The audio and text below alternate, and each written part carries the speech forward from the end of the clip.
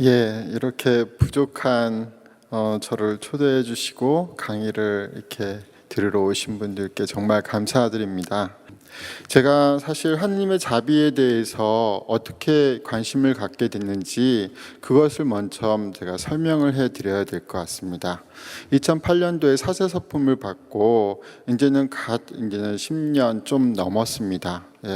근데 2년 전쯤인가부터 제가 이제 계속 그 해마다 기도 주제를 정하는데 자꾸 자비에 대해서 몰입하게 되는 거예요. 근데 사실 하느님의 자비를 제가 입었다고 생각한 사람이 아니었거든요.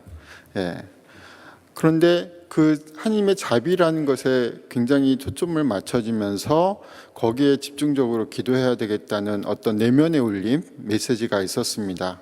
그랬을 때 그 당시에 편집장을 했던 신부님께서 이 뒤에 들어오시다가 보셨을 텐데 이 하느님 자비 7가지 비밀, 비니 풀린 책을 번역하시게 된 겁니다. 이 책을 번역하신다고 했을 때 제가 딱 보고 이건 주님이 나에게 주신 개인적인 메시지다라는 것을 발견하게 됐어요. 그래서 더욱 몰입하게 됐죠. 그래서 자비의 심신도 알게 됐고, 그리고 지금 매일같이 자비의 신심 그 기도를 하고 있고, 그리고 이 하느님의 자비가 왜 교회에서 지금 이 시대에 이 순간에 필요한지를 깨닫게 됐습니다. 그래서 제가 부족하지만 이걸 사람들에게 많이 알려야 되겠다 해서 제가 가는 곳마다 부족하지만 강의를 맡게 됐고, 이렇게 여기까지 와서 된 겁니다.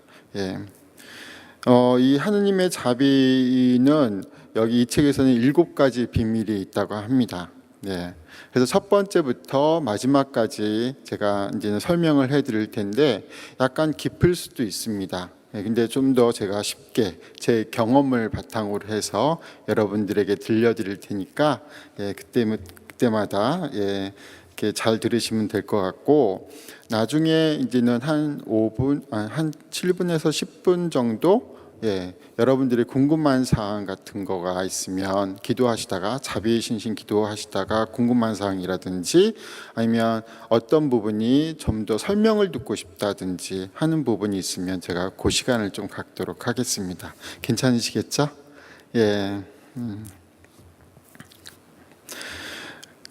우리들이 하느님의 자비, 여기 계신 분들도 이제는 3시에 자비 기도를 바치실 텐데 유독 자비 기도를 바치신 분들이 많죠.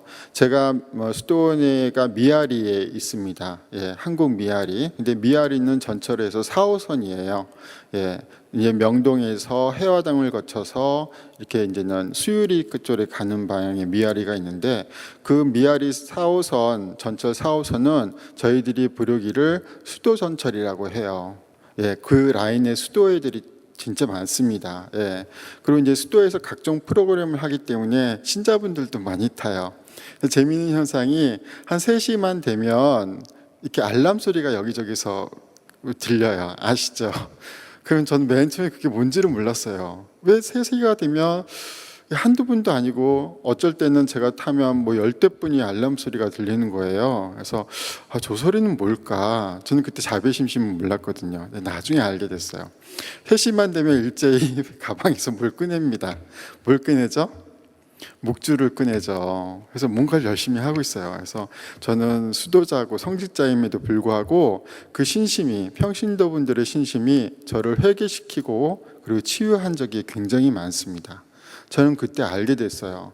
그때 이제 자비의 기도를 한다는 것을 몰랐을 때이고, 한 다음에 저 3시의 저 자비의 기도가 성직자인 나를 많이 회개시키고 하나님께로 발걸음을 되돌리게 만들었구나라는 것을 알게 됐습니다. 그래서 제가 첫 번째로 하나님의 자비가 얼마나 중요한지를 깨닫게 된 것 같아요. 두 번째로는 제가 이제는 사제니까 고해성사, 성체성사 많이 하죠. 미사도 하고 하는데 저에게는 유독 고해성사가 굉장히 특별한 의미가 있습니다. 이제는 나중에 제가 좀 더 설명을 해드릴 텐데, 고해성사는 그 신자분들이 고해를 함으로 해서 저도 고해하게 돼요. 사제인 저도. 예. 그런 의미가 있어요. 그리고 고해 성사는 저희 이 세상에 머무는 신자뿐만 아니라 돌아가신 영혼들도 함께하는 성사라고 저는 확신을 합니다. 그랬을 때 이거는 인간의 한계를 뛰어넘는 일이기 때문에 하나님의 자비가 굉장히 필요합니다. 예. 그래서 깨닫게 됐어요. 아, 사제인 나는, 기도하는 나는, 그리고 신자들과 함께 영혼을 함께 할 나는 하나님의 자비 없이는 도저히 살아갈 수가 없구나. 그게 두 번째 이유였습니다. 하나님의 자비에 관심을 갖게 된. 그리고 나서 이제 이 책을 읽었을 때 첫 번째 비밀이 그거였어요. 하나님께는 계획이 있습니다. 예, 어떤 계획이 있냐면 우리들이 모두 당신의 자녀로서 다시 돌아오고, 그래서 함께 영원히 함께 살 계획을 우리가 태어나기 전부터 마련하셨던 거예요. 예. 그런 경험 해보신 적이 있습니까? 내가 이제는 세례를 받고, 물론 모태신앙에서 이렇게 신앙을 보신 분들도 있지만 다 어른이 돼서 세례를 받으신 분도 계시잖아요. 근데 나중에 제가 쭉 보니까 아, 이거는 하나님의 섭리가 내 어머니, 그 어머니 때부터 쭉 이어져 온 것 같아. 그런 거. 예. 저도 그 느낌을 받았거든요. 저는 모태신앙이 아닙니다. 예. 제가 6살 때인가 5살 때 첫 세례를 받았는데 저희 어머니하고 이모님들이 그때 같이 세례를 받으셨어요. 저희 외할머니가 이제는 이 카톨릭이 신자셨기 때문에 저희 그 외가 쪽이 다 어머니부터 저 그리고 사촌 누님, 형님들 다 그렇게 세례를 받았는데 나중에 저희 어머니 때문에 이제 신자 그 친가 쪽에서도 성공회에서 카톨릭으로 개종을 했거든요. 저는 그 과정에 하나님의 역사심의 과정을 보고 아, 하나님은 오래 전부터 우리가 태어나기 전부터 당신의 자녀들로 부르기를 계획하고 계셨구나. 그래서 그거는 그분의 숨결을 우리가 다시 받는 거구나라는 생각이 들었습니다. 이 하느님의 계획의 첫 번째 과제는 바로 세례성사예요. 세례성사. 예. 여러분들 세례성사 이제 유아 세례 받으신 분도 있지만 어른 돼서 세례를 받으면 그 힘든 교리를 다 끝마치고 나서 세례식을 딱 받잖아요. 예. 그랬을 때 한번 떠올려 보세요. 예. 어떤 감흥이 있었는지, 예. 내가 그때 어떤 하느님의 이끄심으로 그렇게 세례를 받게 됐는지. 저는 항상 어려울 때마다 6살 때 받았던 그 세례, 예. 그 세례를 잊지를 못합니다. 예. 저는 아일랜드 신부님이 저희 본당 거의 신부님이셨는데 그 신부님이 세례 때 이제는 선물로 묵주를 잔뜩 주셨어요. 예, 묵주 이렇게 해서 이제는 당신이 원하시는 묵주를 세례자들을 이렇게 받았거든요. 근데 그때 유독 하나가 떨어진 묵주가 있었어요. 그 아일랜드 신부님 손에서 딱 떨어진 묵주. 근데 저는 그거를 짚었어요. 예, 예. 그리고 묵주 할 줄은 모르죠. 그럼 어떻게 했어요? 막 돌렸죠. 막 어린이니까. 그리고 나서 제가 이제는 학교를 다니고 그리고 이제는 뭐 복사도 쓰고 하니까 이제 묵주하는 법을 배웠어요. 예. 아, 돌리는 건 맞구나. 돌리는 건 맞죠? 근데 이렇게 돌리는 게 아니라 이렇게 돌리는 거죠. 근데 뭘 위해서 기도를 하느냐가 중요하더라고요. 예. 맨 처음에는 공부에 좋은 점수를 내게 해주십시오. 그리고 부모님으로부터 사랑받게 해주십시오. 예, 아버지에게 원했던 그 자동차, 장난감 자동차를 꼭 갖게 해주십시오. 저희 학교 다닐 때는 연필에서 샤프로 넘어가는 시대였어요. 근데 샤프는 그 당시에 처음 나왔을 때 굉장히 비쌌기 때문에 잘 사주시는 가정들이 없었습니다. 근데 친구 녀석들이 샤프로 이렇게 쓰면 그렇게 아주 부러울 수가 없었어요. 그래서 샤프를 사십시오. 근데 그런 기도는 하나도 안 들어주시는 거예요. 예. 그리고 성당에 이제는 제가 복사를 잘 쓰게 해주십시오. 그런 기도는 잘 들어주세요. 예, 그래서 하느님은 정말 쓸데없는 것만 잘 들어주시는구나. 예. 이러면 내가 어떻게 그분을 믿겠어? 응? 자, 여기에서 저는 그 당시에 깨닫지 못했습니다. 근데 어른 돼서 이제는 수도원에 들어오고 사제가 되고 나서 한 2, 3년 차에 알게 된 거예요. 하느님은 당신 계획이 있구나. 내가 필요한 거가 어떤 것인지 나보다 더 먼저 알고 계시는구나. 이놈이 한테 물질적인 걸 주면 분명히 사제도 안 되고 딴 길로 셀 거가 분명하니까 예상부터 그런 거를 멀게 하셨다. 뭐 해석하기 나름이지만 분명히 그렇게 하신 것 같아요. 왜냐하면 좋은 회사, 그리고 좋은 차들, 그리고 좋은 직장들, 뭐 혼처들 많았거든요. 근데 그런 거 다 뿌리치고 사자가 되겠다고 하는 열망을 키워주신 게 그게 한순간에 된 건 아니었다. 당신의 계획하에 있었던 것이구나. 그런 것을 알게 됐습니다. 그게 바로 세례부터 시작이 된 거예요. 이제는 사제가 돼서 기도와 묵상을 많이 하게 되죠. 그랬을 때 저는 예수님께서 세례자 요한한테 세례를 받았던 그 순간이 되면 막 전율이 느껴집니다. 왜냐하면 잘 보세요. 하느님께서 인간인 피조물에게 세례를 받으신 거예요.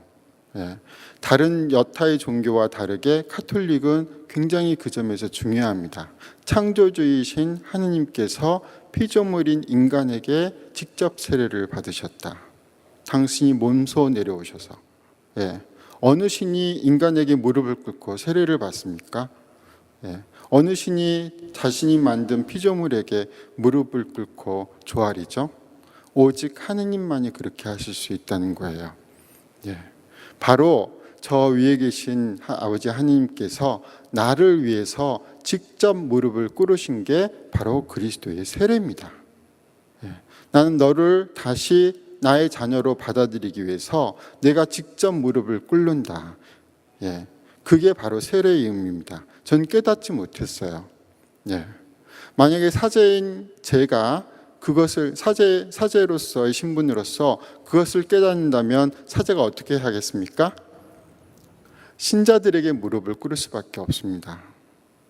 그리고 가장 약하고 가장 보잘것없는 신자분들에게 당신이 최대한도로 예의를 갖출 수밖에 없어요. 바로 예수님이 하셨듯이 예수님은 당신 제자들에게 어떻게 하셨죠? 세례를 받으시고 나서 당신이 이제 죽음을 앞두고 제자들의 발을 씻겨주십니다. 그게 또 하나의 세례거든요. 거기가 이제 치유, 그리스도의 카톨릭 교회의 치유의 그 의미가 많이 담겨져 있는 건데 바로 세례는 그런 의미가 있습니다. 하나님은 우리들을 당신의 자녀로 오래전부터 계획하셨고 다시 당신의 자녀로 불러들이기 위해서 당신이 먼저 우리들이 알기 전부터 우리 구원 계획을 세우시고 당신이 먼저 우리들 앞에 무릎을 꿇으셨다. 그게 하나님의 자비다. 우리들이 어떠한 죄를 짓건 어떻게 멀리 있건 상관없이 그분의 사랑, 그분의 자비는 영원히 우리들에게 존속한다. 그 계획은 변함이 없다. 그게 비니필린이 말한 하나님의 자비의 첫 번째 비밀입니다. 이해하시겠어요? 그래서 이 베드로 사도는 이렇게 말씀을 하세요. 그 베드로 1서 4절에 보면 하나님의 본성에 참여하게 하셨습니다. 그분은 우리를 하나님의 본성, 그분의 원래 본성은 절대 변하지 않죠. 그 하나님의 본성에 우리를 참여하게 하셨습니다. 그것을 카톨릭 교회에서 교회 교리서는 아타나시오 성인이 이렇게 설명을 해요. 성령을 나누어 받음으로써 우리는 하나님의 본성에도 참여하게 되었습니다. 그렇기 때문에 성령께서 머물러 계시는 사람들은 하나님처럼 됩니다. 우리들이 하나님의 본성을 갖고 있으면서도 계속 가는 것을 막기 위해서 그분은 성령을 우리들에게 다시 보내주신 거예요.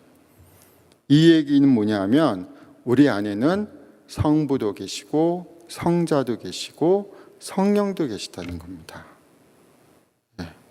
삼위일체의 신비의 결정체가 바로 우리라는 거예요. 예. 우리가 그렇게 소중한 존재라는 것을 깨닫게 해주시기 위해서 하나님께서는 스스로 인간이 되시고, 바로 성자죠, 예수 그리스도. 그리고 성자께서 하늘로 올리시고 나서 우리들과 늘 함께 하시기 위해서 성령을 다시 보내주셨다. 그래서 성부, 성자, 성령의 신비체의 결정체가 바로 우리라는 겁니다. 그게 하느님의 본성이고, 그것을 깨닫게 하기 위해서 그분은 오래전부터, 우리가 태어나기 전부터 계획하고 계셨다. 그게 비니필린이 많은 하느님의 자비의 첫 번째 비밀입니다. 예. 예. 우리는 이처럼 하느님이 직접 선택하신 추징한 존재입니다. 예. 그렇기 때문에 그 카톨릭 교회에서는 이걸 알기 때문에 낙태도 사형도 반대하는 거예요. 아무리 죄를 져도 하나님의 자비는 끝이 없이 우리에게 다가오기 때문에. 아셨죠? 예. 카톨릭 교회에서 무조건 그 어부션, 그러니까 낙태 그리고 사형을 거부하는 건 아닙니다. 우리들 안에는 늘 우리가 알지 못하는 하나님의 신비한 결정체가 존재하기 때문에 거부할 수 없는 거예요. 예. 그래서 여기에서 파생된 게 두 번째 비밀입니다. 바로 거룩함입니다. 거룩함. 예. 그분이 거룩하시듯 우리도 거룩해져야 한다. 이게 바로 카톨릭 교회에서의 보편교리, 보편적 소명이라고 합니다. 예. 누구나 거룩해질 수 있는 거예요. 예. 바로 하느님의 뜻은 바로 여러분이 거룩한 사람이 되는 것을 말합니다. 여기는 성서에서 데살로니가 1서에서 그렇게 나와 있어요. 지금 현재 나는 이 거룩함에서 벗어났다고 거부하고, 그리고 어떤 사람은 그렇죠. 이렇게 보면 저 자매님이 정말 거룩하지 못한 것 같아. 어떻게 신자로서 저럴 수가 있지? 그렇게 이렇게 마음속으로 죄를 짓기도 하잖아요. 여기 계신 분들 안 그러신가 보다. 저는 수도원에서도 그렇거든요. 예, 어떤 이제는 이거는 누워서 침 뱉기인데 다른 데서 얘기하지 마세요. 예, 어떤 수사님이 계속 몇 시간지는 이렇게 성당에서 묵주 돌리고 기도하고 계세요. 근데 제가 어느 날 안 좋은 모습을 봤단 말이에요. 예, 그러면 저 묵주 3-4시간 돌려서 뭐해? 아무 쓸모 없지. 인간이 돼야지. 저 거룩하지 못하는 행동이지. 저 위선적 아니야? 바리사이하고 사두가이파 예수님이 그렇게 나무란 게 아마 저 모습일 거야. 이렇게 안에서 뭐라고 하죠. 예, 그것처럼 우리 예수님은 하느님은 성령을 우리에게 보내셔서 이 거룩하지 못한 존재를 계속 부딪히게 만듭니다. 예, 그리고 깎이게 만들어요. 너희는 그런 존재가 아니란다. 너희 안에 있는 그 하느님의 자비의 신비로움을 깨달아봐. 성부, 성자, 성령의 신비체라는 것을 한번 깨달으면 너는 결코 거기에서 벗어나지 못한단다. 그것을 알려주시는 겁니다. 누구를 통해서? 하나님 예수님의 자비를 통해서. 예. 이 내적 거룩함은 차오르면 이 겉으로 나와요. 예, 외적 거룩함으로 비로소 표현이 됩니다. 이게 어떨 때 제가 알게 됐냐 하면 피정, 수도에는 이제는 8박 9일, 길게는 10박 11일 연피정을 해요. 그때는 침묵피정입니다. 예. 그러면 침묵피정 처음 시작했을 때 하고 나왔을 때 이 피부 톤이 달라요. 예. 예, 하신 분들이 있을지 모르겠는데, 예, 왜냐하면 아무 걱정 없이, 그리고 좋은 음식에 피정하면 이제는 좋은 장소로 가거든요. 그럼 공기도 좋아요. 예, 그리고 잠도 충분히 자죠. 예, 기도 얼마나 좋습니까? 내적 평화를 찾고 하니까 맑아지는 거예요. 예, 그래서 제대로 되면 이 광채가 나요. 예, 저는 맨 처음에 이제는 제가 연피정을 처음 시작을 할 때 8박 9일 갔다 왔는데 이제 수사님들이 얼굴에서 빛이 나네 막 그래요. 그래서 전 놀리는 줄 알았어요. 예, 그런데 정말 그렇더라고요. 예, 이 내적 거룩함이 차오르면 외적으로도 맑아집니다. 예. 우리들은 세상에 속해 있지만 이 하느님의 첫 번째 비밀이 뭐라고 그랬죠? 성부, 성자, 성령의 신비체인 나라고. 예, 이것을 깨닫고 이 구원의 신비, 이 하나님의 자비에 일관된 구원의 신비를 이 깨닫으면 바로 거룩한 존재로 남습니다. 이게 비니플린이 말한 하나님의 자비의 두 번째 비밀입니다. 우린 거룩한 존재이다. 세상에 속해 있지만 너희들은 하나님에 속해 있다는 것을, 먼저 속해 있다는 것을 잊지 말아라. 예. 우리가 거룩하게해지기 위해서는 여러 가지 방법이 있는데 첫 번째 제일 중요하다고 생각하는 것은 저는 고해성사입니다. 예. 고해성사에는 특별한 은총이 있어요. 아까 제가 말씀을 드렸듯이 우리의 육적 치유뿐만 아니라 이 영적인 치유를 우선시하기 때문에 우리가 하나님의 자녀로부터 하나님으로부터 멀어진 자녀됨을 찾을 수 있습니다. 예. 이 고해성사 때는 제가 이제 느낀 바로는 수호천사도 함께 하세요. 예. 그때. 예. 왜냐하면 하나님의 그 거룩함의 존재로 다시 태어나면 이 수호천사가 함께 안 할래야 안 할 수가 없거든요. 예. 만약에 우리가 정말 안 좋은 관계라도 어느 분을 위해서 영혼 구원을 위해서 기도를 해주면 그 영혼도 천국 가서 우리들을 위해서 기도를 해준다고 해요. 예. 그래서 우리가 이제 연혼 영혼들을 위한 기도도 많이 하는 건데 이따가 이제 좀 이따가 또 설명을 해드릴 텐데 바로 고해성사는 그런 의미가 있습니다. 여러분들 고해성사 보면 돌아가신 시아버지, 시어머니 나한테 그렇게 구박을 했는데 재산도 큰 장손에게만 주고 우리 아빠, 우리 애기 아빠는 진짜 쫄쫄 굶고 도망치듯이 지방 가서 어렵게 살았는데 내가 그 양반을 위해서 기도를 왜 해? 근데 기도하면 일단은 본인이 치유받고 그 다음에 영혼 구원도 하게 됩니다. 이게 고해성사의 은총입니다. 예. 바로 거룩함 존재로 다시 태어나는 순간이에요. 이 세상에 살고 있지만 하나님의 자녀로서 다시 태어난. 그래서 이 자비의 계획, 이 고해성사, 그 하나님 우리의 거룩함을 깨닫게 해주기 위한 이 고해성사는 하나님의 자비의 계획에 속한 도구입니다. 예. 이처럼 우리들은 거룩한 존재. 근데 이 거룩한 존재를 잊어버리니까 하나님께서는 이 교회를 통해서 칠성사라는 걸 만들어서 항상 거룩한 존재라는 것을 깨닫게 합니다. 근데 신분성사는 여러분들이 받는 성사가 아니죠. 예, 사제로서 저는 제가 받을 성사인데 저는 어떤 성사를 또 못 받죠? 그렇죠. 여기서 혼인성사 받으면 큰일 나죠? 예. 하여튼 칠성사는 우리에게 그렇게 거룩한 존재라는 걸 깨닫게 하는 성사입니다. 이게 이제 두 번째 비밀이에요.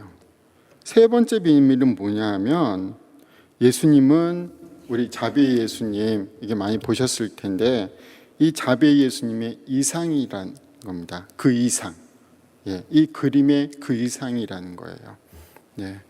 이 모습은 바로 우리들의 모습입니다. 나중에 이제는 더 알려드릴 텐데, 그래서 이 자비의 예수님을 그냥 뚝 하고 나타난 게 아니죠. 이 역사에 대해서 아신 분은 아실 텐데 파우스티나 성녀를 통해서 나타나신 예수님, 그것을 어떤 그 화가가 그리게 됐죠. 근데 그거를 이해하지 못했어요. 그 화가는 어떻게 도대체 그리라는 건지. 그래서 정말 어렵게 그리게 된 예수님이 바로 자비 예수님입니다. 근데 이 자비 예수님이 왜 나타나셨겠어요? 하나님의 자녀라는 것, 첫 번째, 두 번째 비밀을 바로 깨닫게 하기 위해서, 그리고 그 시간이 촉박했기 때문에, 그렇기 때문에 나타난 거잖아요. 맨 처음에 자비 예수님이 나타난 그림은 이 그림입니다. 여러분들 책에 나타난 표지 그림인데, 이게 이제는 변천이 됩니다. 이 작가분도 그냥 그리신 게 아니에요. 기도하고 그 메시지를 받고 그 해서 인준을 받은 겁니다. 이 뒤에 보시면 이제는 폴란드에서 인준 받은 게 나오는데, 그 그림에는 그 시대의 변천에 따라서 주는 메시지도 더 확연해집니다. 예. 이 첫 번째 그 원래 원본 이제 그림에 대해서 제가 설명을 해드릴게요. 예. 이 첫 번째 그 원본의 그림은 이 옆에 이 뒤에 있는 후광이 선명하지 않습니다. 예. 근데 지금의 자비 예수님이 후광은 선명해요. 이 의미는 뭐냐 하면 이 뒤에 이제는 여기 후광처럼 생기는 것이 원래는 후광이 아니라 우리의 세상의 모든 악들이 하나님의 예수님의 빛으로서 하나님 빛으로 녹아 있다는 것을 뜻합니다. 예. 그분의 빛에는 어떠한 어둠 악도 존재할 수 없다. 예. 그리고 이 오른손이 여기 원본에는 후광의 빛 같은 것을 가리키진 않지만 이 지금의 자비 예수님은 가리킵니다. 받칩니다. 예. 그걸 강조하신 거예요. 예. 그리고 이제는 두 번째 중요한 게 이 왼손에 가슴에 이렇게 손을 이렇게 보이시죠? 당신 가슴. 예. 이 가슴에서 이게 빨간 빛과 하얀 빛이 나오잖아요. 예. 파우스티나 성녀는 어떻게 표현했냐면 빨간 것은 생명, 예수님의 생명, 그 성서에도 그대로 나타나는 겁니다. 예. 그리고 이 하얀 빛도 생명을 뜻하는데 빛, 예수님의 빛을 얘기를 해요. 물. 이 교회에서 물이라는 것은 회개, 그다음에 정화, 예, 치유, 영광, 뭐 그런 것을 뜻합니다. 예. 그리고 이제는 옷색깔에 주목을 하시면 좋겠는데, 여기 이제 첫 번째 그 원본 사진은 옷의 푸르심한 빛이었어요. 근데 이 전에 요 다음에 자비 예수님 옷색깔은 좀 노란 빛입니다. 근데 지금은 하얀색이에요. 그 하얀색은 영광의 순간, 예, 예수님의 부활의 영광의 순간, 우리의 영광의 순간을 뜻한다고 합니다. 이 작가분은 얘기는. 예. 그리고 이제 중요한 게 여기 이제는 이 옷자락 끝에 보면 불그스름하게 이렇게 색칠돼 있죠. 그건 연옥의 불길을 뜻한다고 해요. 예. 그리고 예수님의 디딘 발에는 그 빛이 이렇게 좀 희미하게 있는데, 모든 세상의 그 지옥, 그것은 절대로 세상에 드러날 수 없다. 하나님의 영광스러움으로 밝고 있다. 그것을 뜻한다고 합니다. 예. 예. 그래서 이 자비 예수님에는 천국, 연옥, 지옥이 다 포함이 되어 있다고 합니다. 예. 그게 이제는 현 시대의 지금의 자비 예수님인데, 이처럼 예수님께서는 우리의 그 천국에 갈 영혼, 연옥에 있을 영혼, 지옥으로 떨어질 영혼 모두를 총괄하고 계신다는 것을 알려주고 계세요. 그래서 아까 제가 말씀드렸죠. 자비 예수님이 어떤 중요한 역할을 하냐면 연옥에 있는 영혼들을 위한 구원, 예, 구원을 위해서 우리들에게 끊임없이 자비로서 기도하게끔 요청드리고 계십니다. 예. 그래서 카톨릭 교회에서는 그 하느님은 이 연옥의 영혼도 지옥의 영혼도 버려두시는 게 아니에요. 예. 그 영혼까지도 구원하기를 바라십니다. 예. 특히 연원 영혼들. 그래서 교회에서는 어떻게 얘기를 해요? 연원 영혼들을 위해서 끊임없이 기도하라고 하잖아요. 예. 그래서 그 의무가 있습니다. 거룩한 하느님의 자녀들, 삼위일체 신비체를 안고 있는 자녀들은 이 연원 영혼들을 위해서 끊임없이 기도를 해야 돼요. 예. 그 기도를, 연원 영혼들은 우리들이 기도하지 않으면 구원받을 수가 없습니다. 예. 그래서 우리들이 기도함으로 해서 구원받은 영혼들, 천국에 있는 영혼들은 누구를 위해서 기도를 하겠어요? 자기를 기도해 준 사람을 위해서. 예. 그리고 그 연원 영혼들을 위해서 미사를 봉헌하면, 미사가 굉장히 그 연원 영혼들을 많이 구원을 하는데, 그렇게 봉헌하면 그 연원 영혼들이 우리의 구원을 위해서 끊임없이 하나님께 요청한다는 겁니다. 예. 이 자비 예수님은 그런 의미가 있대요. 그게 바로 세 번째 비밀입니다. 예. 우리 자비 예수님이 바로 우리들이 기도해야 할 그런 목표를 알려주고 우리들의 나중의 모습이라는 것을 알려준다는 거예요. 이것은 세상이 태어날 때부터 지금까지 멈추지 않은 하나님의 계획입니다. 예. 그것은 달리 얘기하면 하나님은 우리가 사랑하는 것 그거보다도 우리를 먼저 사랑하신다는 거예요. 그래서 이 비니플리는 이 자비 하나님의 자비의 네 번째 비밀을 이렇게 얘기를 합니다. 하나님은 거꾸로 사랑하십니다. 예. 우리가 사랑하지 않아도 그분은 우리에게 사랑하려고 아주 안달복달을 하시는 분이에요. 그걸 알려주고 계십니다. 예. 그분은 우리가 사랑하는 방식으로 사랑하지 않아요. 우리는 보통 인간은 대가성의 사랑을 바랍니다. 예. 부모 자식 간에도 내가 이만큼 했는데 이렇게 실질적으로 원하지 않지만 마음속으로는 그렇게 바라죠. 이만큼 좀 해주면 안 되나? 난 그걸 받을 자격이 있는데. 이거는 저희 부모님도 어머니도 그러시더라고요. 아니 사제이지만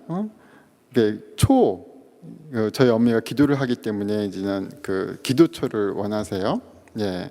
근데 기도처를 수도원에서 사기를 바라세요. 아니 성당에서 구입할 수도 있는데 성당에서 구입하는 그 기도처하고 수도에서 구입하는 기도처하고 뭐가 다르죠? 저 좀 알려줘 봐요. 뭐가 다른지 모르겠어요. 어떤 분은 부활초를 그렇게 원하시더라고요. 네, 그 부활초를 이렇게 이따만한 걸 켜고 중요할 때마다 기도하면 뭐 잘 들어주신다. 그런 신심 갖지 마세요. 근데 하여튼 어머니가 그래요. 그래서 제가 그 어머니 그 부활 기도처를 갖고 가려면 좀 어려움이 있어요. 해서 대답 안 하고 이걸 언제 갖다 줘야 되지 생각하고 있는데 어머니가 딱 하시는 말씀이 아니, 내가 그 정도로 바라면 안 되나? 그렇게 얘기하시는 거예요.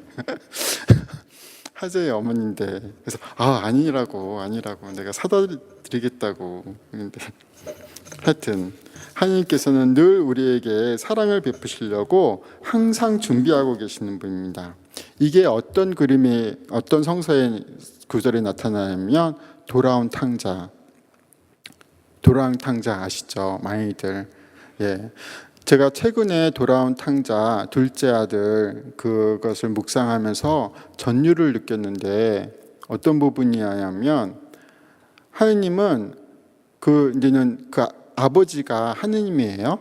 예. 둘째 아들, 첫째 아들은 바로 우리들의 모습입니다. 예.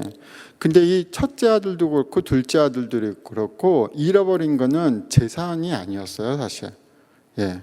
뭐냐 하면 아버지의 존속해 있는 아들로서의 신분, 품격을 잃어버린 겁니다. 예. 잘 보세요.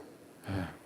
이 둘째 아들이 얘기한 거를 잘 보시면 너는 재산을 탕진하고 너는 아버지께 돌아가야 돼요. 살 길이 막막하니까 이제 연습을 합니다. 내가 아버지께 큰 죄를 지었습니다. 예. 제발 아버지의 종이라도 썩여 주십시오. 예. 이건 뭐냐면 아들의 신분을 버리고 당신 종이 되겠습니다 라는 거거든요. 자, 근데 그 돌아온 창자를 딱 보고 제가 그거를 깨달은 거예요. 나는 하나님의 품격, 아버지의 품격을 내가 잃어버렸구나. 재산만 잃어버린 줄 알았거든요. 예. 근데 그게 아니었어요. 근데 그 품격을 이제는 생각지 않고 아버지에게 이제는 종이라도 되려고 이제 둘째 아들이 찾아가니까 이 아버지는 그런 거 생각 안 하고 먼저 저기서 아들이 보니까 막 달려온 거예요. 그리고 아무 생각 없이 그냥 말할 기회도 없이 딱 끌어안습니다. 예. 예. 그래서 아버지에게 다시 돌아왔으면 뭐 그렇게 얘기를 하니까 뭐 더 이상 들을 얘기도 없어요. 아버지는 벌써 입을 맞춥니다. 그럼 이 아들이 어떻게 했어요? 예. 이제는 구체적으로 제가 설명을 해드릴게요. 예. 어떤 자녀가 실제로 있었던 일이에요. 그 아버지 집 문서, 땅 문서 해서 다 가져가서 튀었어요. 예, 다른 도시를 튀었어요. 그래서 한탕이 날렸어요. 도박을 해갖고. 예, 그걸 알았어요. 예, 난리가 났죠. 거기는 저기 아들 넷에 딸 셋이 있었거든요. 예, 둘 철대 아들이 그렇게 한 거예요. 어차피 나에게 돌아올 재산이니까 내가 다 탕진해도 상관이 없겠지. 그래서 한 달 만에 다 탕진한 거예요. 예. 그때 60년대인가? 그때 7천만 원? 60년대 7천만 원이면 큰 건가요? 예, 잘 엄청 그래서 애들 이제 동생들 합비며 다 그렇게 마련한 건데 한탕에 다 날려버렸어요. 예. 근데 어떻게 살 길이 막막하잖아요. 그래도 아버지는 전답이 있으니까 간 거죠. 근데 아버지가 한탄만 하고 있다가 아들이 저기에서 돌아오는 모습을 보니까 욕이라도 한 대 해주고 싶어 하더라도 아들이 돌아왔다는, 장손이 돌아왔다는 그 마음에 가서 안아주신 거예요. 그럼 장손이 어떤 말을 하겠습니까? 아무 말도 못하겠죠. 바로 하느님의 자비는 그런 자비라는 겁니다. 당신 목숨에 자녀가 칼을 들이래도 그 칼이 무서웠더라도 그 아들의 품격은 살려주고 싶은 마음. 우리가 아무리 죄를 져도 당신에게만 돌아오면 우리들의 거룩함을 다시 살려주시려고 애쓰는 마음. 그게 바로 돌아온 탕자의 얘기라는 겁니다. 그래서 예수님은 이것을 어떻게 다른 말로 표현했냐면 나는 의인이 아니라 죄인을 부르러 왔다. 죄인을 부르러 왔다. 그분은 우리들이 아직 보지 못한 우리들의 안에 그 성스러움, 아름다움까지 이미 보신 거예요. 그러면 이걸 안다면 우리가 회개하지 못할 사람이 누가 있겠습니까? 네. 여기 아마 지금 그 자녀분들도 많이 생각하신 분들도 계실 거고 아버지 어머니 떠올리실 분들도 많이 계실 텐데 하나님은 어떠할까? 예. 하물며 우리들이 그런데 그분은 어떠할까? 그분은 우리들이 아무리 당신 자녀로서 이 세상에서 갑질을 하더라도 절대 저버리지 않는다는 겁니다. 하나님의 자비는 이렇듯이 우리의 시각과는 다른 자비입니다. 그게 탕자에서 나온 비유입니다.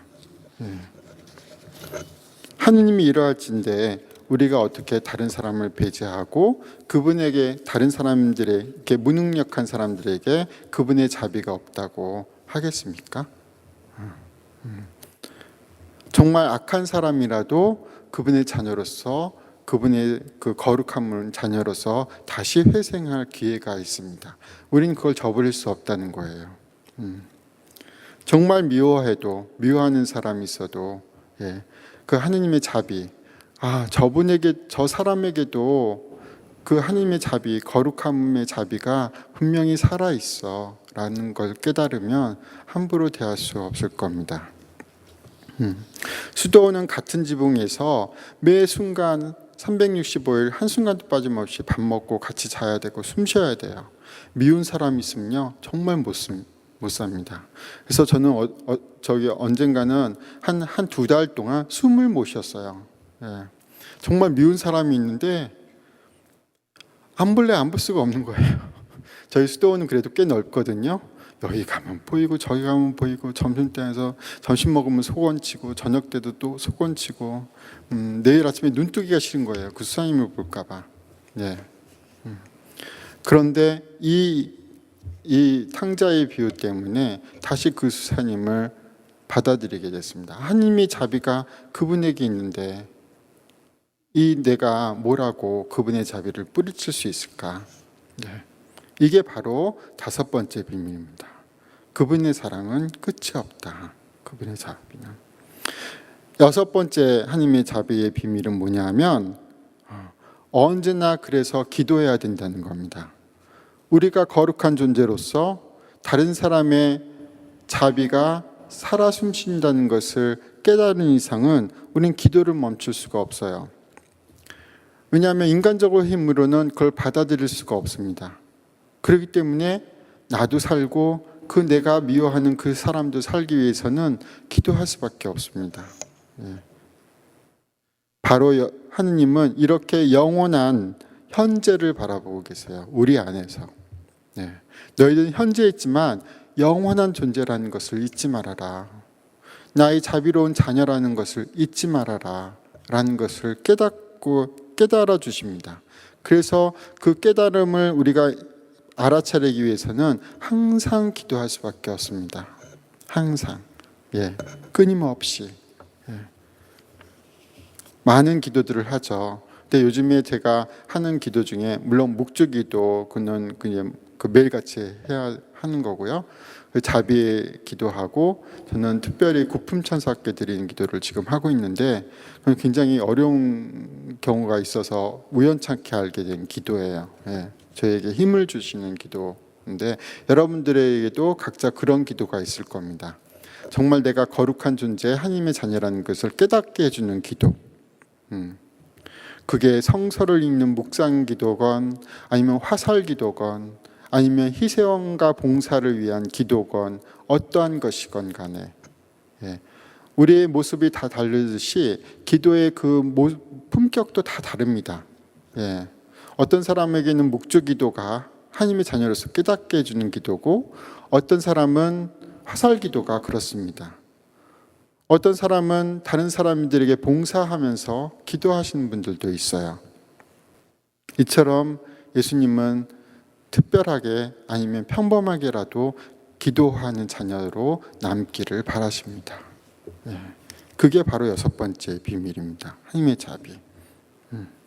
여전히 우리는 기도로서 하나님께 거룩한 존재로 봉헌되고 있다는 것. 그리고 사제는 신자들의 기도 없이는 살아갈 수 없는 존재입니다. 육체의 이 세상의 밥으로서 육신은 지탱할 수 있어도 영혼은 기도하지 않으면 지탱할 수 없어요. 근데 그거는 개인 자신을 위한 기도보다도 누군가의 기도의 도움이 더 큰데 그게 바로 신자분들의 기도입니다.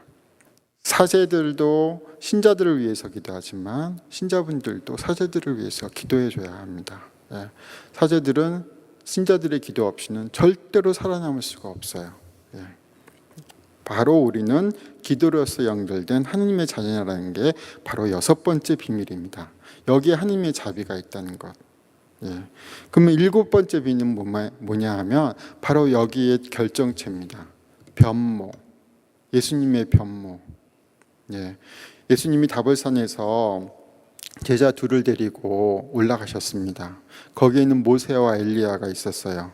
그래서 베드로가 너무너무 그 모습이 황홀해서 초막셋을 지어서 하나는 엘리야께 하나는 모세께 하나는 예수님께 그렇게 드리면서 살고 싶어요. 그렇게 얘기를 하다가 호되게 야단맞았죠. 그 예수님의 변모가 바로 우리들의 변모입니다. 바로 우리들의 변모예요. 하나님의 자비로서 이분 예수님의 자비가 바로 우리들의 자비이듯이 그분의 변모가 우리들의 변모입니다. 미리 보여주신 거예요. 영광스러운 모습.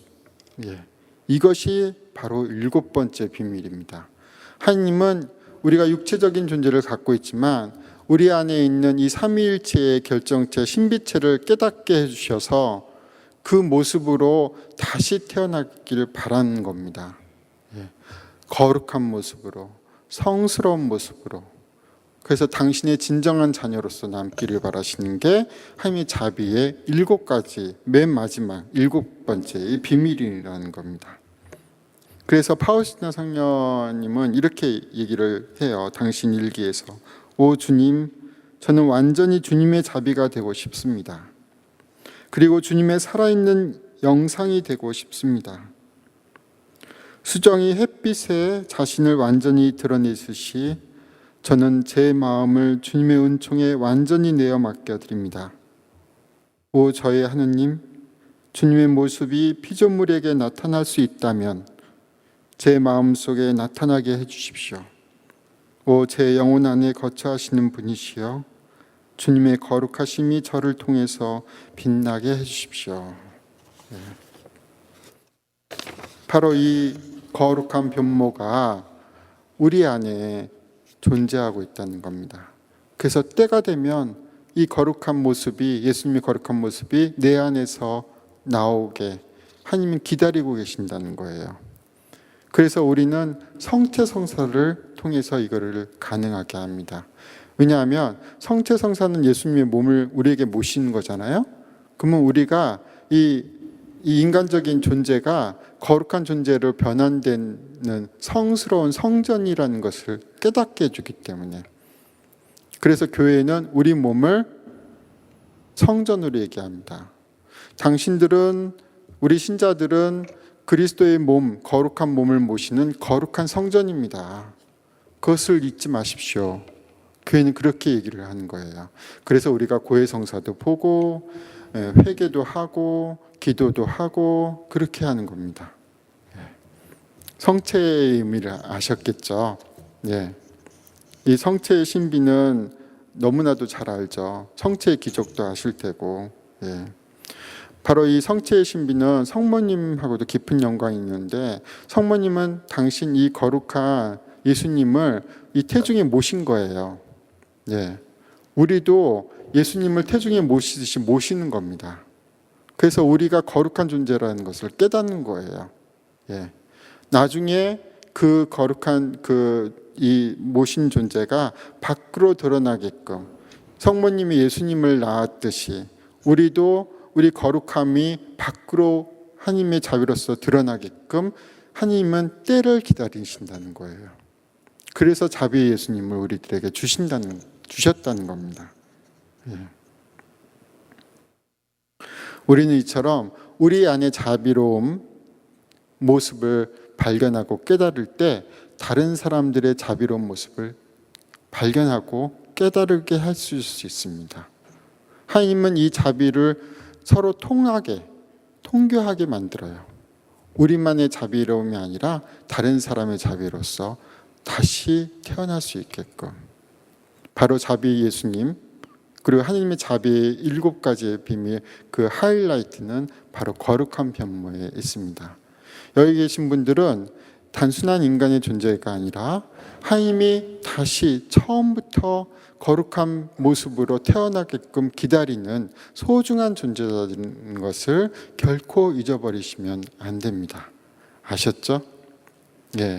그래서 제가 이 부족하지만 여러분들을 찾아뵙고 이 하나님의 자비의 7가지 비밀을 함께 나누고 싶었습니다. 바로 우리들이 나중에 하나님 예수님이 때가 되어서 나타나실 때 그분의 모습으로 다시 태어날 거룩한 존재라는 것, 그 하나님의 자비로서 그렇게 될 수 있는 존재라는 것을 잊지 마시라고. 이제부터 여러분들은 하나님의 거룩한 자비의 자녀들로서 남으시기를 바랍니다. 부족한 강의 여기까지 들어주셔서 감사합니다.